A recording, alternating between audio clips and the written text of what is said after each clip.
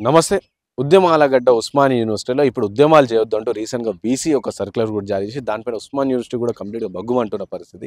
So మాట్లాడదాం దీనిపైన మనతో పాటు దీంతో పాటు చాలా వరకు రాజకీయ అంశాలు ప్రస్తుతం జరుగుతున్న రాజకీయ అంశాలపైన కూడా మాట్లాడే ప్రయత్నం చేద్దాం. సో దీని గురించి మనతో పాటు మాట్లాడడానికి ఓవి శంకర్ అన్న ఉన్నారు. మాట్లాడదాం. అన్న నమస్తేనా. చెప్పండి అన్న, మన ఉస్మానియా యూనివర్సిటీ ఉద్యమాల గడ్డ పైన మళ్ళీ ఉద్యమాలు చేయొద్దు అని చెప్పేసి ఒక సర్క్యులర్ తీసుకొచ్చారు. సో ఎట్లా చూడొచ్చు అన్నది?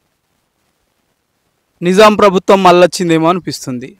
నిజాం ప్రభుత్వం పరిపాలనలో రజాకారులు ఎక్కున్నాడు మా వీసీ. రజాకారే సేమ్. అరే ఊడిగం చేసే చేసుకో, కానీ ఫస్ట్ నువ్వు కాన్సన్ట్రేషన్ చేయాల్సింది ఇలా నాన్ టీచింగ్ లేదు, టీచింగ్ ఫ్యాకల్టీ లేదు, ఇన్ఫ్రాస్ట్రక్చర్ లేదు, వీటి మీద కదా నువ్వు పెట్టాల్సింది. పాత వైస్ ఛాన్సలర్ కదా బీసీ పని వదిలిపెట్టి వాచ్మెన్ పని చేసిండు. నువ్వు ఇలా గవర్నమెంట్ మరి ఊడిగం చేస్తావు గవర్నమెంట్కి. ఏంది ఇది పద్ధతి? ధర్నాలు రస్తారోకోలు ఎప్పుడు చేస్తారు? మన ఫండమెంటల్ దెబ్బతిన్నప్పుడు చేస్తాడు. నువ్వు ఫండమెంటల్ దెబ్బతినకుండా చూడు రాదు. ధర్నా రస్తారోకోలకు స్టూడెంట్స్కి ఏం పని అన్న? ఏంది ఇది? ఫిజికల్ హ్యాండిక్యాప్ల మీద కేసు పెట్టిస్తావు. కనీసం కామన్ సెన్స్ ఉందా? కామన్ సెన్స్ కనీసం ఉండాలి. ఒకటే యూనివర్సిటీలో ఒక సైన్స్ కాలేజ్ ఏమో ఫ్రీగా బోర్డింగ్ లాడ్జింగ్ ఇస్తుంది. Arts college free lodging boarding అది. వాళ్ళకు సర్క్యులర్ ఉంది, సర్క్యులర్ చెప్తుంది. వాళ్ళు మాకు ఇయ్యలేట్లేదని ఛాంబర్లకు పోయి ధర్నా చేసిండ్రు. ఫిజికల్ హ్యాండిక్యాప్డ్ వాళ్ళని తీసుకుపోయి కేసు పెట్టి లోపలేస్తావు. నువ్వు వీసీవా లేకపోతే ప్రభుత్వానికి గోషివా?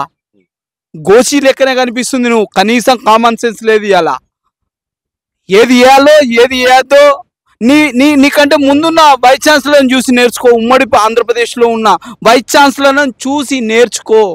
ఇన్ఫ్రాస్ట్రక్చర్ ఎట్లా డెవలప్ చేయాలి, ఏదైతే టీచింగ్ ఫ్యాకల్టీని ఎట్లా రిక్రూట్ చేయాలి, నాన్ టీచింగ్ ఫ్యాకల్టీని ఎట్లా రిక్రూట్ చేయాలి, నిధులు ఎట్లా రాబట్టుకోవాలి, ఎట్లా తీసుకురావాలి ప్రభుత్వం మీద కొట్లాడి, గది నేర్చుకోవాలి. నువ్వు గది నేర్చుకోను అంటే ఇప్పుడే అంటే ఈ మూమెంట్ లో ఇవ్వడానికి గల కారణం ఏమనుకో అంటే ప్రభుత్వ ఒత్తిడి అనుకుంటా, లేక ప్రభుత్వం ఏమో దళిత వీసీని తీసుకొచ్చిన చరిత్ర మాది అని చెప్పేసి ప్రభుత్వం చెప్తాను. ఆయన ఏమో వచ్చి ఈ విధంగా సర్క్యులర్ చేస్తాను అంటే ఉస్మానికి మంచి రోజులు వచ్చినాయని చెప్పేసి ఆ దళిత వీసీగా ప్రకటించినప్పుడు కూడా చాలా మంది చెప్పిన పరిస్థితి. సో అంటే ఈ మూమెంట్ లో ఇలా సర్క్యులర్ చేయడానికి మరి ఆయన దళిత వీసా మరి మా పాలిట దరిద్రపు వీసా అర్థం కావట్లే. నేనేమంటున్నా, గతంలో కూడా బీసీల నుంచి ఒక నాయకుడిని తీసుకొచ్చినామన్నారు. బీసీలో రవీందర్ యాదవ్ అని ఏం చేసిండు? 10% కమిషన్లు వేసుకొని పోయిండు. ప్రతి కన్స్ట్రక్షన్ మొదలు పెట్టిండు, ప్రతి దానికి కమిషన్లు వేసుకొని పోయిండు. ఏమనంటే ఇక వాళ్ళు చెప్తారు గొప్పలు, మేము అది. కనీసము 2 రీసెర్చ్ ఆర్టికల్ లేవు, 4 రీసెర్చ్ ఆర్టికల్ పెట్టుకున్న దొంగ చరిత్ర రవీందర్ యాదవ్ ఇది.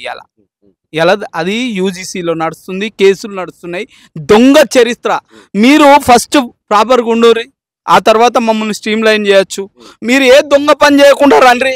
ఎలా ఎవరికి ఊడిగం చేయకుండా కాలీబర్తో రండి. ఇలా వైస్ ఛాన్సలర్ గా కాళ్ళు పట్టుకొని రాకుండ్రి. ఇలా కాళ్ళు పట్టుకొని వచ్చే చరిత్ర విద్యా వ్యవస్థకు పట్టలే. కాలీబర్తో రండి. ఇలా ఇవన్నీ చేస్తే ఏముంటది? అలా సంవత్సరంన్నర గడిచిపోయింది, ఏముంటది?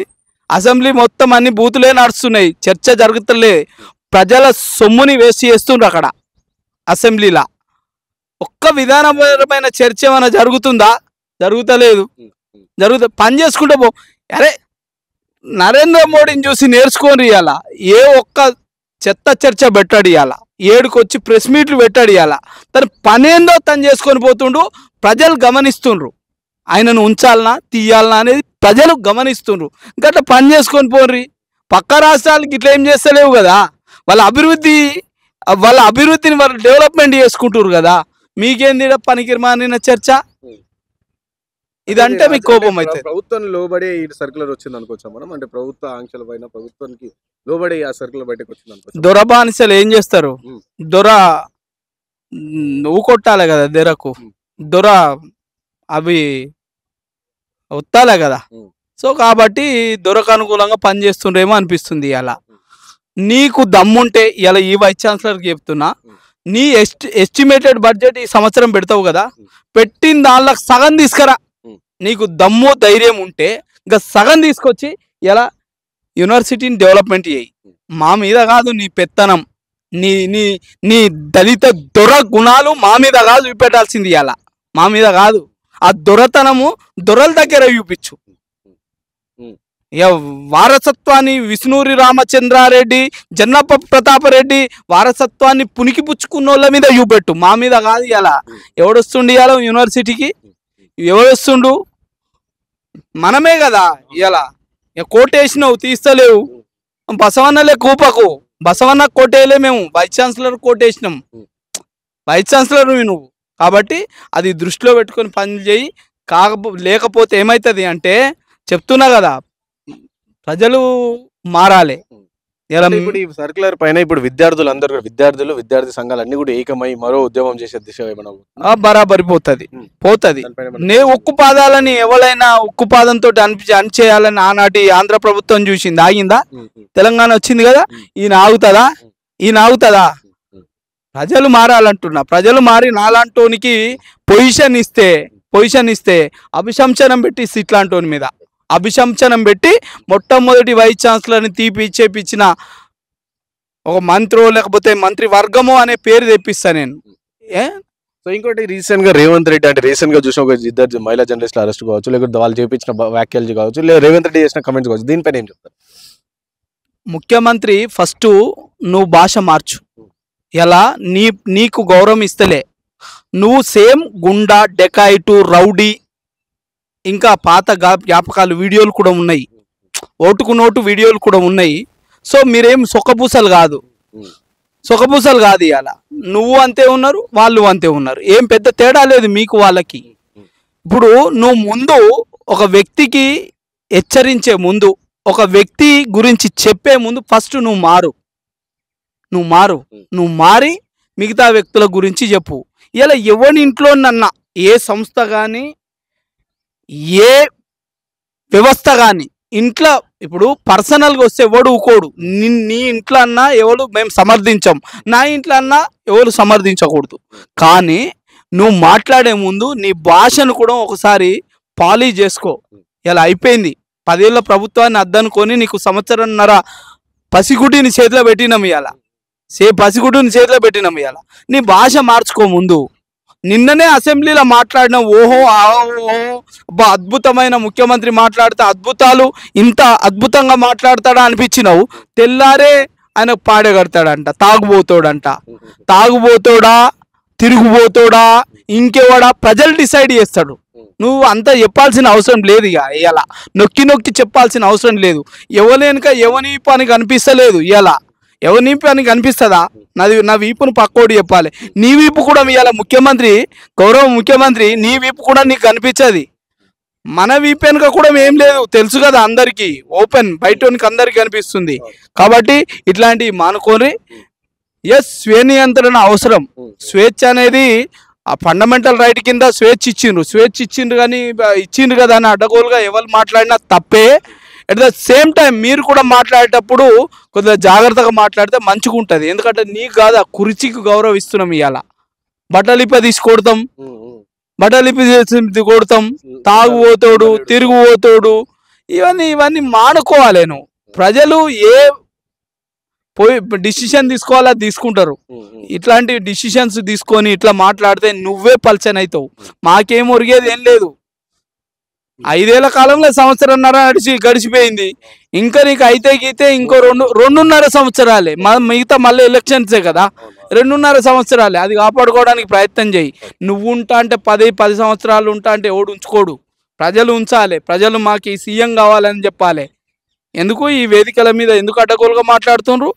ఎవ్వడు కొవ్వు బలిసి ఒళ్ళు మదమెక్కి మాట్లాడాడు.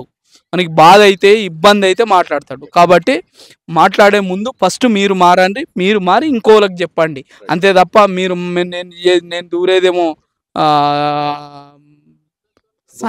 సాని కొంపలు, పక్కోడేమో అద్దు కొంపలలా చూరడు. గుర్తుపెట్టుకోండి, అద్దు ఆ సామెతలు వస్తే మళ్ళీ మీకు నాకు ఇద్దరికి బాధనే అవుతుంది. సో కాబట్టి రాజకీయ నాయకులుగా మీరు మారండి ముందు. ఇంకోటనే ఇటు మన పొట్టి శ్రీరాములు యూనివర్సిటీ పేరు సూరవరం ప్రతాప్ రెడ్డి యూనివర్సిటీగా పేరు మార్చామని చెప్పేసి చెప్తాను. సో దీంట్లో చాలా చర్చ కూడా నడుస్తుంది. ఇటు ఏలేటి మహేశ్వర్ రెడ్డి ఏమో వద్దు ఎట్లా పెడతారని చెప్పేసి తను అడుగుతున్న పరిస్థితి. సో ఈ విధంగా అంటే మా పొట్టి శ్రీరాములు యూనివర్సిటీకి పేరు చేంజ్ చేయడం కావచ్చు, లేకుంటే ఇంకో పేరు పెట్టడం కావచ్చు, ఎట్లా చూస్తుంది అన్నది? రాజు తలుచుకుంటే దెబ్బలకు కొదవింది అన్నట్టు ఇలా పండ్లు ఓడలు అవుతాయట, ఓడలు బండ్లు అవుతాయంట. ఇవాళ ఈడున్నోళ్ళు ఆడుంటారు, ఆడున్నోళ్ళు ఈడుంటారు. వీళ్ళే వాళ్ళు, వాళ్ళే వీళ్ళైనట్టు ఎవరు పొజిషన్లు ఉంటే వాళ్ళ మాట మాట్లాడతారు. అది తప్పు. ఇప్పుడు మన అస్తిత్వాన్ని కోరుకోవాలనుకున్నాము, కోరుకుందాము. ఏమైతుంది మారిస్తే? పేరు మారిస్తే పోయేదేమున్నది? ఇలా పొట్టి శ్రీరాములు యూనివర్సిటీ తెలుగు యూనివర్సిటీ రెండుగా విడిపోయినప్పుడు వాళ్ళు ఆంధ్రాకి తీసుకుపోయారు, ఆడ పెట్టుకుంటారు పేరు. ఇక్కడ ఇంకేం అవసరము? సో కాబట్టి మార్పు చేస్తే దానిలో తప్పేం లేదనే భావన నా వ్యక్తిగత అభిప్రాయం. అది అంతే తప్ప దీన్ని మీరు రాద్ధాంతం చేయాల్సిన అవసరం లేదు. ఏవైతే ఈ రిఫార్మ్ ఓరియంటెడ్ తెలంగాణకు ఉండాలి తప్ప మనము పాత అనుభవాలు అవసరమే, కానీ అట్లని కొన్ని అవసరం లేని కూడా మనం జ్ఞాపకాలుగా పెట్టుకుంటే మనకు అప్పుడప్పుడు బాధ అనిపిస్తుంది. ఇంకోటి ఈరోజు అసెంబ్లీ సమావేశాలు అయిపోయిన తర్వాత కేటీఆర్ బయటకు వచ్చి మాట్లాడి, సో రేవంత్ రెడ్డి నీ లెక్కలని బయట పెడతా, నీ చిట్టాలని కూడా తీస్తా అని చెప్పేసి ఇట్లా వ్యక్తిగత దూషణలకు ఈరోజు వ్యక్తిగత నీ ఎఫ్ఐఆర్లు కావచ్చు అవన్నీ కూడా బయట పెడతా అని చెప్పేసి తను చెప్తున్న పరిస్థితి. అంటే వ్యక్తిగత దూషణలు నేను ఎవరైనా తక్కువ తినలే, అందరూ తోడు దొంగలే.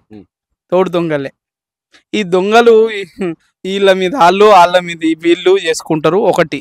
రెండోది ఇంకోటి ఏంటంటే ఎవ్వడు శత్రువులు కాదు. ప్రజలు గమనించాల్సింది ఏంటంటే వీళ్ళు ఎవ్వరు శత్రువులు కాదు.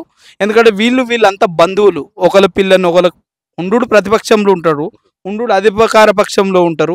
వీళ్ళ బిజినెస్లు కమ్మెండ్గా నడుస్తాయి, వీళ్ళ సంబంధాలు కమ్మెండ్గా నడుస్తాయి. వీళ్ళని చూసి ఎవడు మోసపోవద్దు, ఎవడు మంచోడు కాదు, అంతా చెడ్డోడే. రాజకీయాలలో మంచోళ్ళు రారు అనే గుణపాఠం నిన్న మొన్నటి ఎలక్షన్లలో చూపెట్టినరు.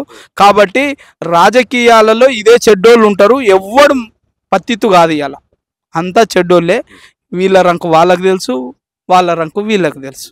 అంతే. కాంగ్రెస్ పార్టీ సస్పెండ్ చేసిన ఎమ్మెల్సీ తీర్మానం వల్ల ఈ రోజు అంటే గతంలో చూసాం చాలా సందర్భాలు 10 ఏళ్ల నుంచి. సో కేటీఆర్ కావచ్చు, కవిత కావచ్చు, వాళ్ళ ఫ్యామిలీని పైన కొట్లాడిన తీర్మానం వల్ల ఈ రోజు పోయి మళ్ళీ వాళ్ళని కలవడం కావచ్చు, అసెంబ్లీ అయిపోయిన తర్వాత సో వాళ్ళతో కూర్చొని మాటలు ముచ్చట పెట్టడం. నేను చెప్తున్నా, రాకేష్ రెడ్డి గారు అన్నారు, ఆర్మూర్ ఎమ్మెల్యే, ఒక గొప్ప మాట చెప్పిండు.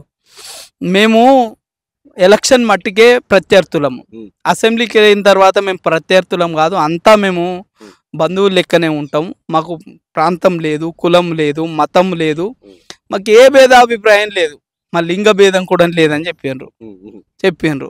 మీరే మూర్ఖులు లెక్క కొట్లాడుకుంటుర్రు. మా నాయకుడు అంటే మా నాయకుడు, అట్లా కొట్లాడుకోకుండ్రి, మీరు కూడా కలిసి ఉండుర్రి, విధానపరమైన చర్చ మట్టికే మాట్లాడుండ్రి, ఎవరెవరికి శత్రువు కాదని ఒక గొప్ప మాట చెప్పిండు.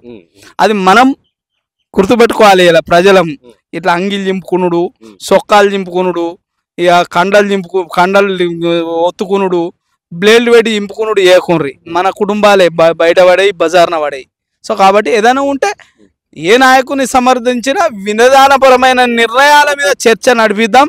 దాని గురించి ఎవరి దగ్గర జ్ఞానం ఉంటుందో, ఎవరి దగ్గర